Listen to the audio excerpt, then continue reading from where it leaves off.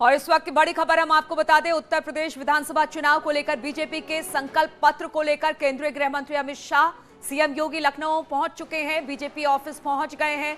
संकल्प पत्र को लेकर बीजेपी एक प्रेस कॉन्फ्रेंस करने वाली है। प्रदेश बीजेपी अध्यक्ष स्वतंत्र देव सिंह, उत्तर प्रदेश बीजेपी के चुनाव प्रभारी धर्मेंद्र प्रधान और सह प्रभारी अनुराग ठाकुर भी इस मौके पर मौजूद रहेंगे।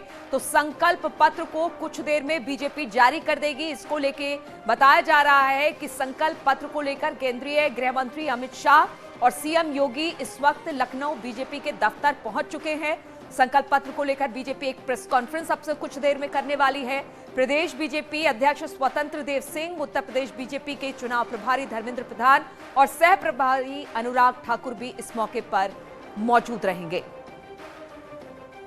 तो बीजेपी आज अपना संकल्प पत्र जारी करने वाली है। इसको लेकर अमित शाह, मुख्यमंत्री योगी आदित्यनाथ इस वक्त लखनऊ बीजेपी दफ्तर पहुंच चुके हैं और संकल्प पत्र को लेकर एक प्रेस कॉन्फ्रेंस बीजेपी करेगी ताकि वो बताएगी कि किस तरह के संकल्प पत्र के साथ इस बार 2022 के चुनाव में जनता के बीच में बीजेपी जा रही है। इस संकल्प पत्र को लेकर जब बीजेपी प्रेस कॉन्फ्रेंस करेगी उस वक्त प्रदेश बीजेपी अध्यक्ष स्वतंत्र देव सिंह, उत्तर प्रदेश बीजेपी के चुनाव प्रभारी धर्मेंद्र प्रधान, सह प्रभारी अनुराग ठाकुर, मुख्यमंत्री योगी आदित्यनाथ, गृह मंत्री अमित शाह सभी लोग मौजूद होंगे। तो सबको साधने की कोशिश इस संकल्प पत्र में होगी।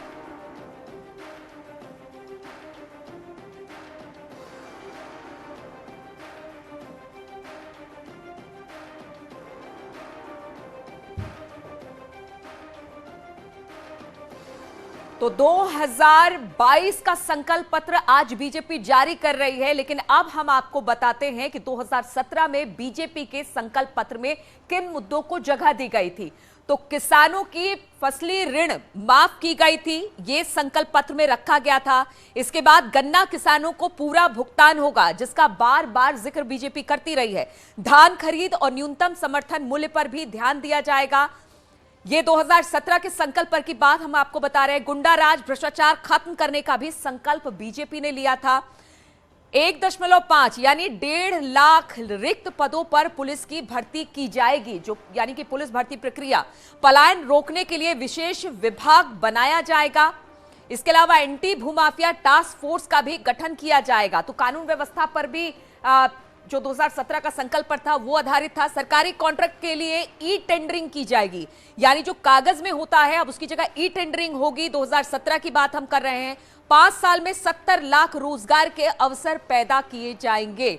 और आज देखना होगा कि जब संकल्प पत्र जारी होता है तो उसमें क्या क्या बातों का जिक्र होगा। युवाओं को मुफ्त लैपटॉप और इंटरनेट की व्यवस्था की जाएगी। तो 2017 के संकल्प पत्र ने बीजेपी इन सारे मुद्दों को उठाया था। 10 अंतर्राष्ट्रीय स्तर की यूनिवर्सिटी भी बताई जाएगी और बार बार वो लगातार यही कहती रही कि हमने यूनिवर्सिटी बनाया, हमने मेडिकल कॉलेज बताए। तो ये सारी चीजें कहा जा सकता है कि बीजेपी ने रखा है।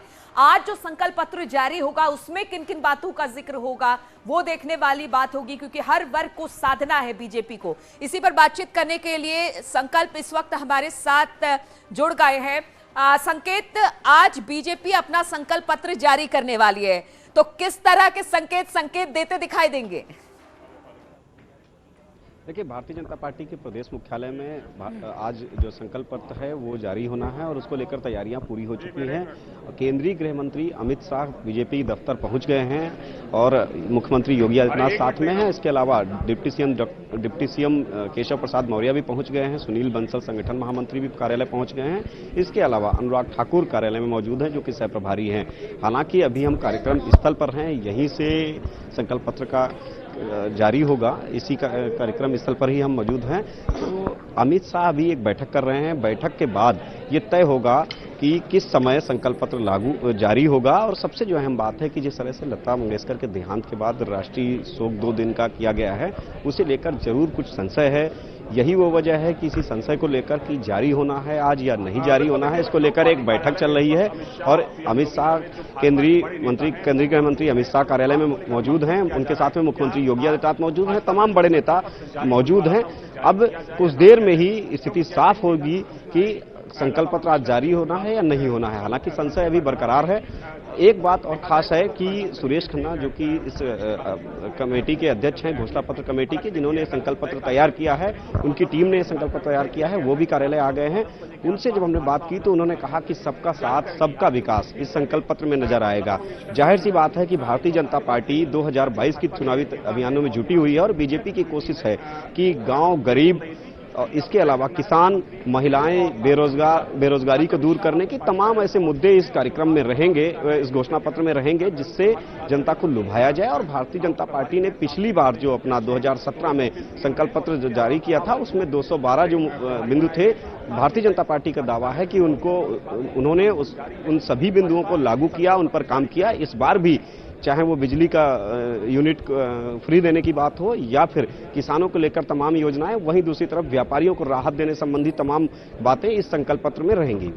ठीक है संकेत, आप कह रहे हैं कि जिस तरह से लता मंगेशकर जी का निधन हुआ, 2 दिन के राष्ट्रीय की छुट्टी की घोषणा की गई है, ऐसे में आप कह रहे हैं कि संशय की स्थिति अभी भी बनी है। पहले फेज का चुनाव 10 फरवरी को होना है, ऐसे में वक्त बहुत कम बचा है इस संकल्प पत्र को लॉन्च करने के लिए। तो अगर आज किसी वजह से, जिस तरह से बताया जा रहा है, राष्ट्रीय शोक की वजह से नहीं होगा, तो फिर कब किया जाएगा, इस बारे में कोई स्थिति साफ हो पाई है? देखिए, ये इसी पेशोपस में है पार्टी। दरअसल 10 फरवरी को जैसे ही मतदान होगा, मतदान से 48 घंटे पहले पूरी तरीके से इस तरह की कोई भी आयोजन नहीं हो सकते हैं और चुनावी मूड में है भारतीय जनता पार्टी। तो ऐसे में कोशिश है कि एक सादे समारोह में इस संकल्प पत्र को भारतीय जनता पार्टी सामने लाए और इसी वजह से एक बैठक भारतीय जनता पार्टी के प्रदेश कार्यालय में चल रही है। केंद्रीय गृह मंत्री यहां पर आ गए हैं, उनके साथ मुख्यमंत्री योगी आदित्यनाथ हैं, संगठन के महामंत्री सुनील बंसल मौजूद हैं, अनुराग ठाकुर मौजूद हैं और इस बैठक में यह तय होगा कि संकल्प पत्र किस तरह से जारी किया जाएगा। और इस समय हम लोग कार्यक्रम स्थल पर ही हैं और यहां पर तैयारियां पूरी हो चुकी हैं। बस इंतजार है कि अमित शाह यहां पर उनकी हरी झंडी मिले, वो यहां पर पहुंचे और संकल्प पत्र भी बीजेपी के प्रदेश कार्यालय में पहुंच चुके हैं। तो ऐसे में एक बात साफ है कि पेशोपस की स्थिति में है पार्टी। स्थिति कुछ देर में साफ होगी कि आखिर संकल्प पत्र लागू होना। हालांकि मजबूरी यह है कि पार्टी की कि 10 फरवरी को मतदान होना है, उस मतदान से पहले संकल्प पत्र भारतीय जनता पार्टी को लेकर आना है और उन्हीं मुद्दों से चुनावी मैदान में उतरना है। तो एक बात साफ है कि भारतीय जनता पार्टी कोई बीच का रास्ता निकालेगी और संकल्प पत्र जारी होने में वैसे ही काफी विपक्षी पार्टियां भी सवाल भारतीय जनता पार्टी पर खड़ी कर रही थी लगातार। जैसे पिछले दिनों अखिलेश यादव ने सवाल खड़े किए कि भारतीय जनता पार्टी डर रही है अपना संकल्प पत्र लाने में। हालांकि आज तैयारियां पूरी हैं भारतीय जनता पार्टी की तरफ से। बस इस बैठक के बाद ये तय हो जाएगा कि संकल्प पत्र कितनी देर में आ रहा है और कब आ रहा है। बिल्कुल, तो लता मंगेशकर के निधन के बाद 2 दिन का राष्ट्रीय शोक रखा गया है और अभी संशय की स्थिति बनी हुई है कि बीजेपी क्या आज अपना संकल्प पत्र उत्तर प्रदेश चुनाव को लेकर जारी करेगी। इसको लेकर संशय की स्थिति बरकरार है, बैठकों का दौर चल रहा है, कुछ देर में स्थिति बिल्कुल स्पष्ट हो जाएगी। संकेत, बहुत बहुत शुक्रिया आपका हमारे साथ जुड़ने के लिए।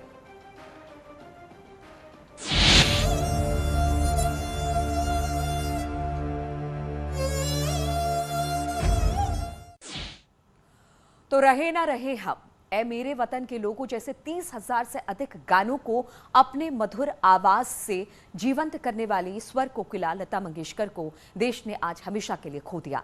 92 साल की उम्र में लता मंगेशकर ने अंतिम सांस ली। उनके निधन के बाद पूरे देश में इस वक्त शोक की लहर दौड़ गई है। प्रधानमंत्री मोदी, योगी समेत देश के तमाम नेता और लोग उन्हें नमन कर रहे हैं। उनके निधन पर 2 दिन का राष्ट्रीय शोक भी घोषित किया गया है। लता मंगेशकर 8 जनवरी से ही बीमारी के कारण अस्पताल में भर्ती थी। आज सुबह तड़के उन्होंने करीब 8:15 बजे के आसपास आखिरी सांस ली।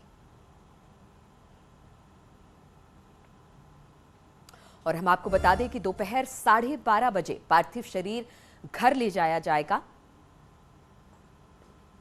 रहे न रहे हम महका करेंगे, बनके कली बनके सबा बागे वफा में, रहे न रहे हम।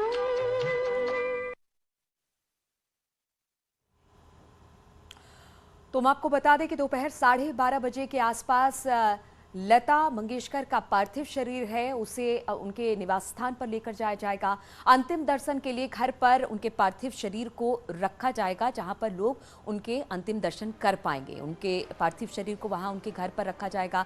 दोपहर के 3:30 बजे बताया जा रहा है कि उनकी अंतिम यात्रा निकलेगी और शिवाजी पार्क में उनका अंतिम संस्कार किया जाएगा। मुंबई के शिवाजी पार्क में उनका अंतिम संस्कार किया जाएगा। शाम को लता मंगेशकर का अंतिम संस्कार किया जाएगा तो उनके पार्थिव शरीर को उनके निवास स्थान पर लेकर जाया जाएगा, जहां पर लोग उनके अंतिम दर्शन कर पाएंगे। हालांकि कोविड है, इसलिए कोविड प्रोटोकॉल का भी ध्यान रखा जा रहा है और फिर कहा जा रहा है कि शाम को शिवाजी पार्क में उनका कर दिया जाएगा। लता मंगेशकर के नाम कई उपलब्धियां हैं। फिल्म फेयर अवार्ड से लेकर देश का सर्वोच्च सम्मान यानी कि भारत रत्न सम्मान तक उन्हें मिला है। कब कौन सम्मान मिला हम आपको दिखाते हैं। तो फिल्म फेयर अवार्ड आप देख सकते हैं 1958, 1962, 1965, 1969, 1993 और 1994, यानी कुल मिलाकर इतनी बार उन्हें फिल्म फेयर अवार्ड से नवाजा गया। 3 बार उन्हें राष्ट्रीय पुरस्कार से भी सम्मानित किया गया। 1972, 1975, 1990 3 बार उन्हें राष्ट्रीय पुरस्कार मिले। इसके अलावा महाराष्ट्र सरकार पुरस्कार 1966 और 1967 में उन्हें प्रदान किया गया। इसके अलावा पद्म भूषण 1969 में दिया गया उन्हें। 1974 दुनिया में सबसे अधिक गीत गाने का गिनीज बुक वर्ल्ड रिकॉर्ड भी लता दीदी के नाम है। 1989 दादा साहब फाल्के पुरस्कार से उन्हें नवाजा गया, जो कि फिल्म जगत का सबसे बड़ा पुरस्कार माना जाता है। वहीं 1993 फिल्म फेयर का लाइफ टाइम अचीवमेंट अवार्ड भी लता मंगेशकर को दिया गया। 1996 स्क्रीन का लाइफ टाइम अचीवमेंट अवार्ड भी यानी पुरस्कार से भी लता दीदी को सम्मानित किया गया। 1997 राजीव गांधी पुरस्कार से लता दीदी को नवाजा गया। 1999 NTR पुरस्कार, जो कि साउथ इंडिया यानी वहां के फिल्मों के लिए बेहद प्रेस्टीजियस माना जाता है, वो सम्मान उन्हें मिला। 1999 में पद्म विभूषण सम्मान से लता दीदी को नवाजा गया। इसके बाद बारी आई साल 2000 की, तो यहां पर IIAF का लाइफ टाइम अचीवमेंट पुरस्कार भी लता दीदी के नाम रहा। 2001 स्टार डस्ट का लाइफ टाइम अचीवमेंट पुरस्कार भी लता दीदी के ही नाम रहा। तो आप देख सकते हैं कितना लंबा सफर रहा और किस तरह से पुरस्कारों की झड़ियां उनकी झोली में रही। 2001 भारत का सर्वोच्च नागरिक सम्मान जिसे भारत रत्न वो उनको मिला, वो उनको प्रदान किया गया। 2001 में नूरजहां पुरस्कार से भी उन्हें सम्मानित किया गया। तो ये तमाम पुरस्कारों की एक लंबी फहरिस्त है जो लता दीदी के नाम रही और आज सभी कोई उन्हें नम आंखों से याद कर रहा है। रुकेंगे छोटे से ब्रेक के लिए।